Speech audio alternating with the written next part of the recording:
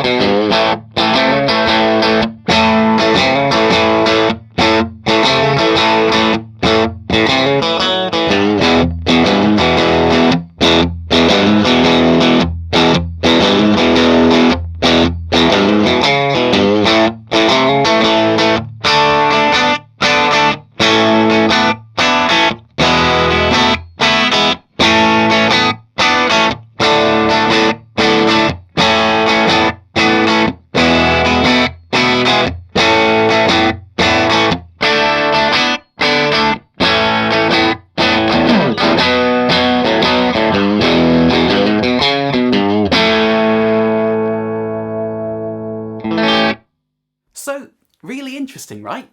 Now, the Celestion Gold was developed as a Celestion Blue with a much higher power rating, and that does kind of figure because both those speakers have that kind of upper mid fizzy, cutty bite thing going on, whereas in comparison, the Alnico Cream is a bit more scooped and relaxed in the mid-range.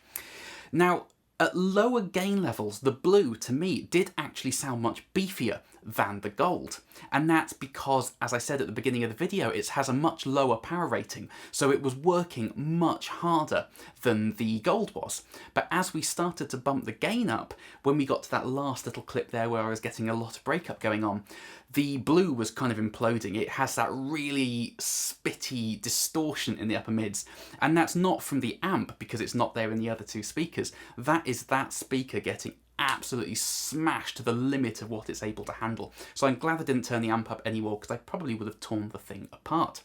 But as always, context is everything. It completely depends what amp you're putting it in. If you have an amp with an aggressive mid-range, the Cream might be better suited to you. If you have an amp that's naturally scoopy in the mids, you probably wouldn't put the Cream in because you're going to get a massive scoop, and you can join Metallica in the 80s.